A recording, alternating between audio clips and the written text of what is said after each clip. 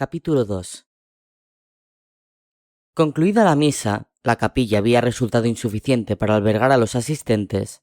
La gente avanzaba en comitiva hacia la zona del cementerio de Père-Lachaise, donde se encontraba la sepultura familiar en la que sería enterrado Dominique. Habían acudido, entre otros, los conocedores del secreto de la puerta oscura, incluso Marcel, Daphne y Edouard como acompañante inseparable de Matthew. Todos, excepto Jules Marceau, una ausencia que no había pasado desapercibida para ellos. Tal como acababa de señalar el sacerdote en su homilía de despedida, nada había más triste que el final prematuro de una vida joven, y las lágrimas habían brotado con profusión entre los asistentes al funeral.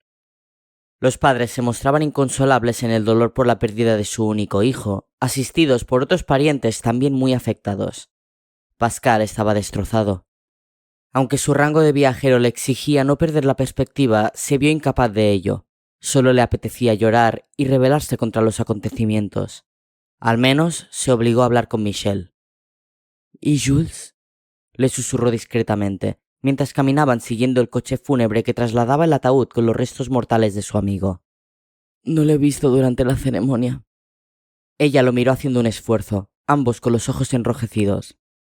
No ha venido. Me he cruzado con sus padres. Se secó las lágrimas con un pañuelo de papel. Y me han dicho que ha debido de madrugar mucho, que cuando ellos se han despertado ya no estaba en casa. Qué raro. Pascal, pálido y ojeroso, arrastraba los pies con las manos en los bolsillos del traje oscuro que se había puesto para la ocasión. Que salga de casa tan pronto, con lo que le molesta la luz del día. Pero lo que no entiendo es que no haya venido. No es propio de Jules. Ella clavaba los ojos con preocupación en las coronas de flores que adornaban el vehículo de la funeraria. Algo ha debido de ocurrir. Dios. Es que ni siquiera vamos a tener una tregua para enterrar a nuestro amigo en paz. Empiezo a odiar la puerta oscura. Nunca pensé que echaría de menos mi vida de antes, pero... será mejor olvidar el pasado, sugirió Michel con gesto ausente. Eso no nos devolverá a Dominique. No sirve de nada. Entonces, se trata de proteger lo que todavía está en juego, Pascal. Hay que salvar a Jules. No disponemos de tiempo ni siquiera para duelos. Estar de luto es un lujo fuera de nuestro alcance. Pascal había sentido. Aunque el luto, en realidad, le importaba poco. Ella había decidido aprovechar su próximo viaje al más allá para despedirse de Dominique, en persona. Se lo debía. Pronto, el desfile de personas se detuvo tras el vehículo negro que cargaba el féretro. Llegaba el último trago, el peor. La madre de Dominique no tardó en agarrarse a la caja de madera, negándose al momento definitivo en que dejaría de poder contemplar el cuerpo de su hijo para siempre. Algunas personas se aproximaron a ella y, con delicadeza, la apartaron del ataúd. El proceso tenía que seguir su curso. Jules, con un aspecto visiblemente desmejorado, contemplaba el entierro desde una distancia prudente. Se protegía los ojos del resplandor diurno con unas gafas de sol. Oculto tras unos árboles, con el semblante demacrado, la ropa manchada y arrugada, el pelo en desorden y una tonalidad lívida en la piel, parecía un demente tras una crisis extrema. Y, en cierto modo, así era. Aquella imagen era mucho más certera de lo que habría podido sospechar. Su primera intención, tras la noche de pesadilla que acababa de padecer, había sido huir, fugarse. Buscaba una lejanía que le impidiese acercarse a sus seres queridos convertido en un monstruo. Y es que ya era tarde para todo. Ni siquiera su empeño absurdo en encontrar a su bisabuela en el más allá tenía sentido ante aquel brusco giro en sus circunstancias. Pero no había sido capaz de desaparecer tan pronto. Necesitaba despedirse de Dominique. El breve tiempo que habían compartido vinculados por la puerta oscura había forjado entre todos ellos una relación especial, intensa, cómplice. Quería decir adiós a Dominique, una víctima más en esa espiral de peligros que había desatado la apertura de la puerta. Pero una víctima que al menos podría descansar en paz, un privilegio que a él le estaba vedado. A aquellas alturas, ni siquiera el suicidio era una opción para Jules. Ya no, estaba demasiado contaminado. Lo único que conseguiría así sería adelantar su retorno desde la tumba, transformado en un no muerto. La situación se había vuelto insostenible para él en cuestión de horas. A juzgar por lo sucedido, el proceso vampírico se iba precipitando a una desoladora velocidad. Sí, aún no se había producido su culminación. Jules todavía recuperaba las riendas durante el día, cada vez más debilitado, y, a pesar del claro dominio de los instintos maléficos, a lo largo de las horas de oscuridad continuaba escuchando, frágil, apagada, su auténtica voz. Pero, ¿cuánto duraría aquel desproporcionado pulso? Pascal jamás lograría volver de su viaje, si es que tenía éxito, antes de que los últimos vestigios humanos de Jules se hubieran consumido por completo. Por eso debía desaparecer. Sin pérdida de tiempo. Tal vez la soledad le ayudase a asumir su siniestro destino. Al menos le ahorraría la vergüenza cuando sus manos comenzasen a mancharse de sangre humana. Y el bochorno por haber enviado a su amigo una misión que nacía inútil, baldía. A lo mejor su ausencia imprevista, pensó Jules en medio de su culpabilidad, evitaba que Pascal se embarcase en el nuevo viaje. El chico dedicó unos instantes más a observar cómo los empleados del ayuntamiento iban introduciendo el ataúd con los restos de Dominique en la sepultura. «Adiós, Dominique», susurró apenado. «Hasta pronto». Sintió unas lágrimas resbalar por su mejilla, y constatar que aún podía llorar supuso para él un repentino alivio, a pesar de ser muy consciente de que ni siquiera ese «hasta pronto» era real. Nunca se encontrarían. Jules jamás lograría pisar esa tierra de la espera de la que tanto les había hablado Pascal. Su horizonte ofrecía un matiz mucho más oscuro.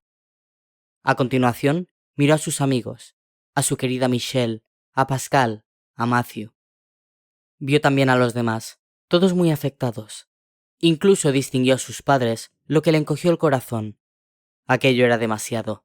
Comenzó a llorar sin disimulos, se apoyó en uno de los árboles, sintió el torrente de las lágrimas como un caudal que limpiaba.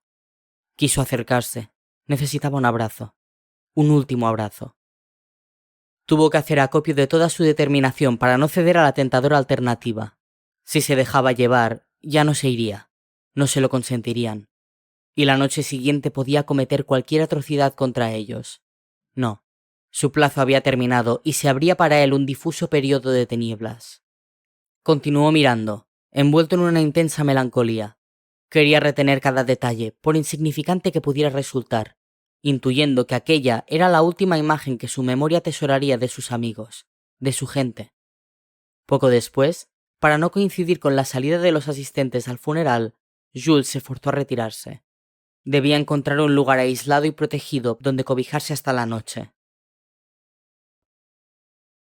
El palacio de Le Marais servía una vez más de escenario para una reunión de los implicados en la Puerta Oscura. Si bien volvía a producirse la ausencia de Jules Marceau entre los presentes, en esta ocasión resultaba inexplicable.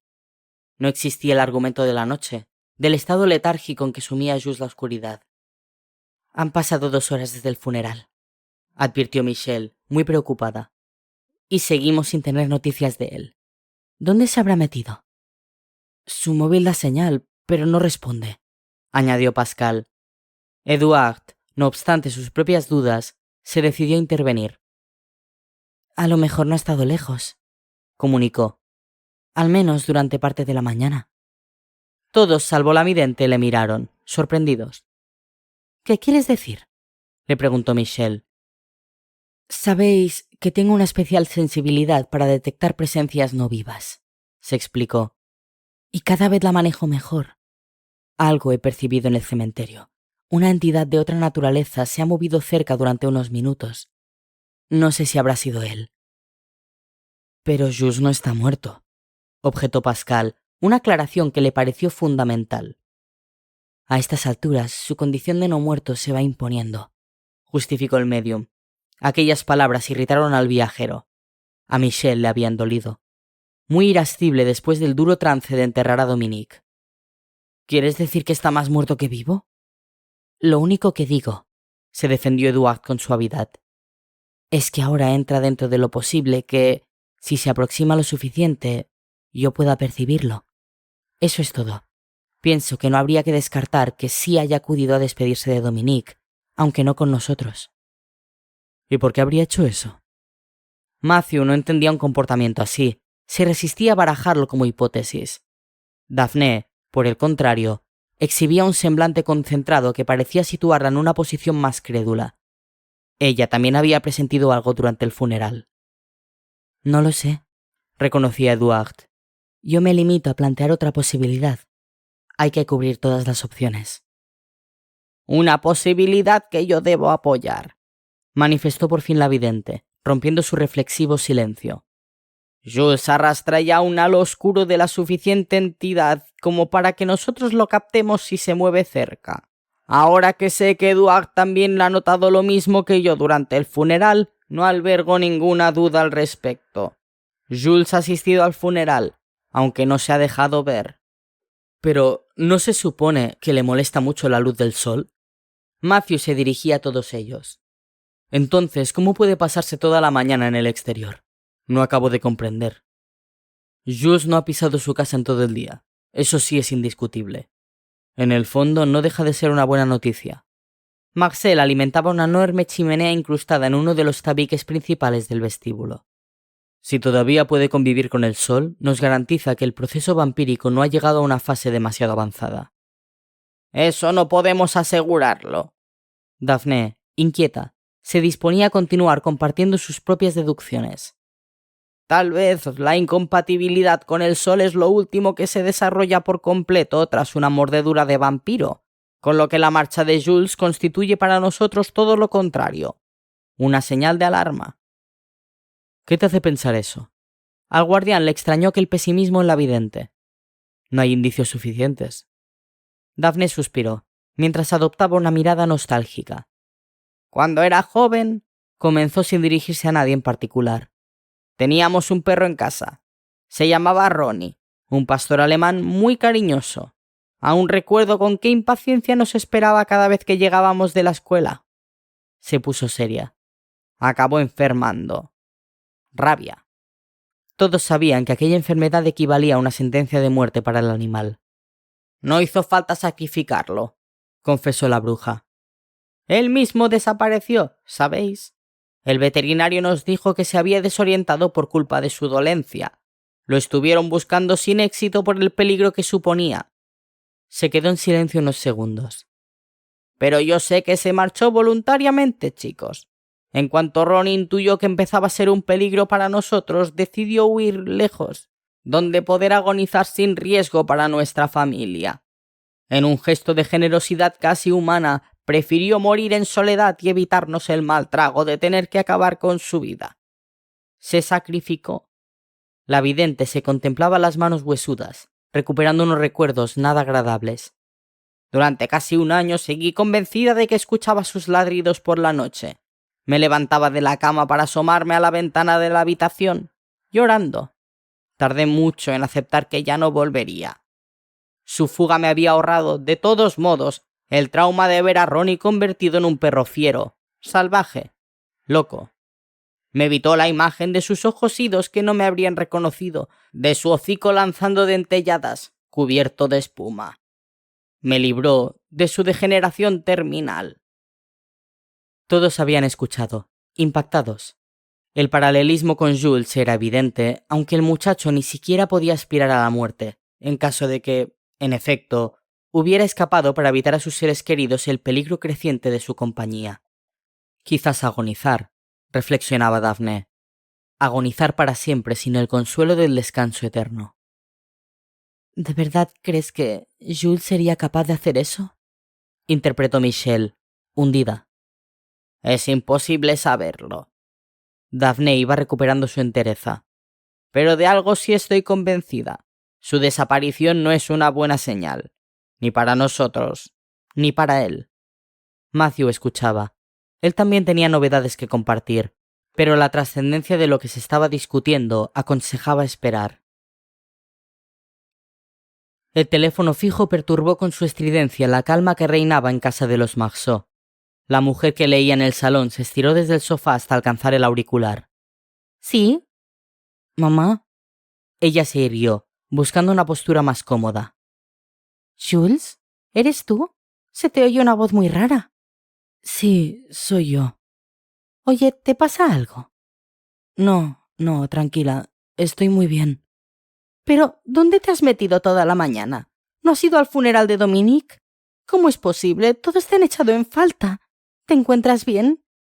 Desde el comienzo del progresivo deterioro de su hijo meses atrás, ella no había dejado de controlarle. He llegado tarde, pero he llegado, se justificó. Y me encuentro bien, de verdad.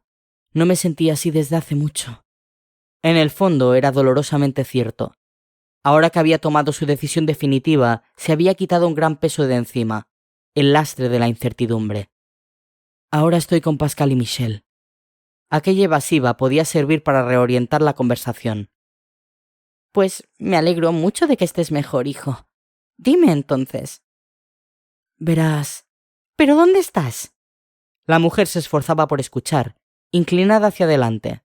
Se te oye muy mal. Te llamo desde el móvil. Estamos... Jules improvisó sobre la marcha. En el piso de abajo de una cafetería, mamá. Hay mala cobertura. Ah, vale. ¿Qué quieres? Decirte que me voy a quedar a dormir en la residencia de Michel. Mañana es sábado y ahora no tenemos exámenes. Jules necesitaba un margen de tiempo mientras se adaptaba a su nueva vida. Qué irónica le pareció aquella expresión. Aunque la rutina de su familia era bastante caótica, no quería que su madre terminara asustándose al comprobar que su hijo no aparecía por ningún lado. Algo que, de todos modos, terminaría ocurriendo. A Jules le dolió constatar que le resultaría imposible desaparecer sin causar daño. ¿Y te dejarán quedarte allí? Su madre se mostraba reticente, una actitud inusual en ella. ¿Intuía algo? Un compañero de Michel se ha ido de fin de semana, continuó mintiendo, y me deja su habitación libre. No habrá problema. La mujer lo meditó unos instantes. De acuerdo, cariño, concedió por fin ella, a quien le gustaba mucho Michel. Pasadlo bien. Gracias, mamá. La mujer se disponía a colgar cuando la voz de su hijo, igual de extraña que durante toda la conversación, volvió a dejarse oír. Mamá. ¿Sí, Jules?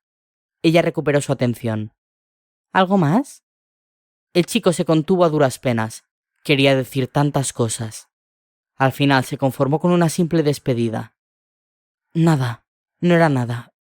Hasta mañana, mamá. Hasta mañana, hijo. ¿Volverás a la hora de comer? Jules tuvo que esforzarse mucho para reprimir las lágrimas. Aquella charla era tan absurda. No creo. Su voz tembló un poco. Pasaremos todo el día juntos, así que llegaré por la noche. Así que la ausencia de Jules nos obliga a acelerar el viaje de Pascal, supongo. Dedujo Marcel con voz grave, enfocando con sus pupilas el rostro arrugado de la pitonisa. Con lo que has insinuado. Daphne asintió. Lo más triste, señaló ella, apenada, mostrando a todos un grueso tratado que había llevado al palacio. Es que ayer por la noche, cuando llegué a mi local tras la reunión, seguí documentándome sobre procesos vampíricos, y por fin encontré algo que tal vez podría ayudar al muchacho. No estoy segura. De todos modos, justo lo he descubierto ahora que no está. Ojalá lo hubiera hecho antes. El destino se ríe de nosotros. Vuestro amigo está cometiendo un grave error si es que ha decidido fugarse. Aunque se trataba de un fallo muy comprensible, ¿cómo iba a imaginar Jules aquel último hallazgo? Nadie lo habría hecho. ¿En serio? Preguntaba Michel, esperanzada. ¿Existe alguna forma de curar su enfermedad? La chica, a pesar de que su amigo gótico todavía se encontraba en paradero desconocido, sintió como la esperanza se abría paso en su castigado corazón. Siempre podían buscarlo. Daphne titubeó. De curarlo, no. En realidad hay muy poco material fiable sobre este tipo de asuntos, adelantó la vidente, ante el gesto expectante de todos. Pero, por lo visto, alguna vez sí se experimentó un método de ralentizar el avance de la infección vampírica.